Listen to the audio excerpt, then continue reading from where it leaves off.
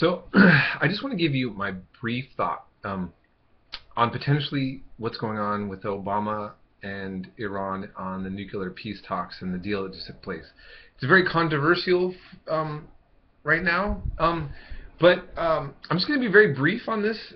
I just kind of want to crack open some thoughts on potentially what's really going on. Okay. Iran, or Iran, it's really more precisely Iran, but I'll say Iran. Iran and the United States have had a lot of issues since the 70s, not friends, okay? And yes, they do officially shout death to America, these little rallies and all that kind of stuff. But, so then people say, well, why are you doing this, Obama? And Israel is the #1 ally of the United States, whether you think that should be or not.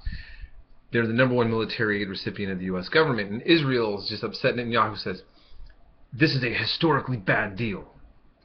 The other nation that feels this way is Saudi Arabia. Actually, Saudi Arabia and Israel are more on the same page than they would like to admit in public. Well, there's a lot of things that are going on, I think, here that a lot of people don't want to admit in public.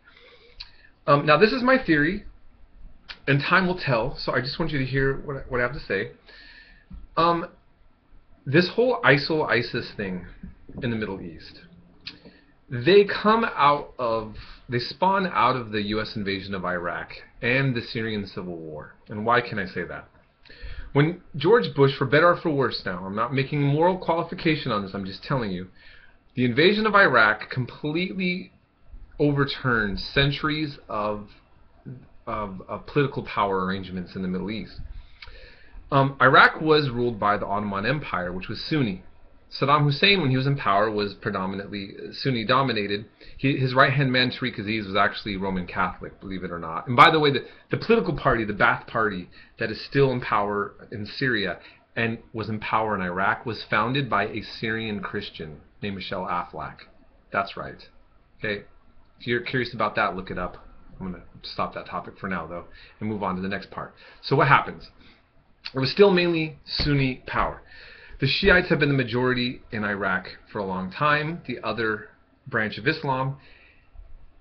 When we have the U.S. invasion and allow voting, for the first time, the majority that's been suppressed by the political establishment had the right to manifest themselves into real power. Now that might sound fair, and I'm not saying it's not fair. What I'm saying is that what it alienated the one branch of Islam, and since Saudi Arabia, their whole ideology of their government is really based on being somewhat anti-Shiite, this horrified them, because what this did is this helped the power base in Iran, actually. And I don't think that was an intended consequence that Bush planned on either. And so this ISIL entity that the U.S. is having a hard time stopping is really discontented Sunnis who are pissed off about the way that things have changed, and they're going into the war in Iraq and the war in Syria have fueled this, which I don't have total time to go into. The Iranian government and the United States probably have the most at stake for being able to control ISIS or ISIL. But the U.S. and Iran, up until recently, have just not even been on talking terms. In my opinion, if you would look at the strategy, look at World War II. The United States in the White House was Churchill, FDR, and Stalin. Stalin was drinking liquor, smoking cigars, hanging out with Churchill and FDR saying, how do we win this war? And they knew they were going to be enemies at the end of the war. But here they are, bonding like bros, like taking shots, hey, like in the war room.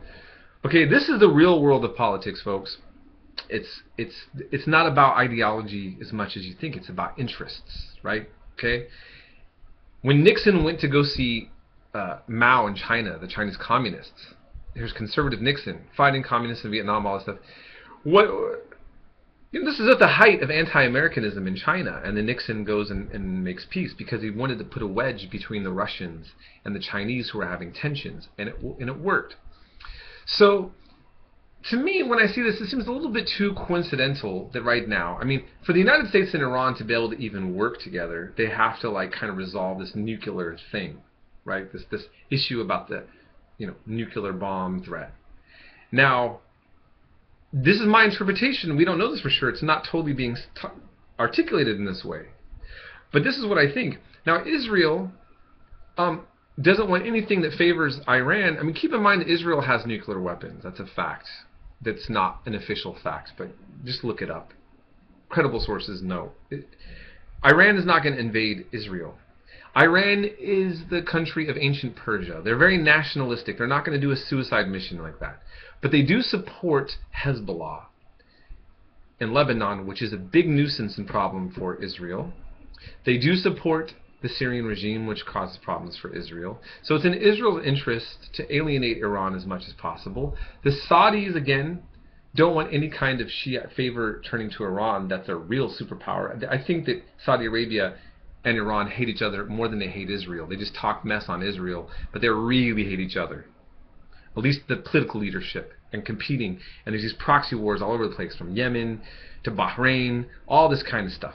Okay? So again, what I'm trying to talk about is that a world of interests. And I think that that's what we're really seeing. Time will tell. So take it or leave it for what I'm saying. I'm not saying that this is a fact. It's not a conspiracy theory. It's me just looking at what the interests are going on in the region, and me thinking that this is what's really happening. So we will see. I just thought I would give you my little thought on that. And hope you're having a good weekend.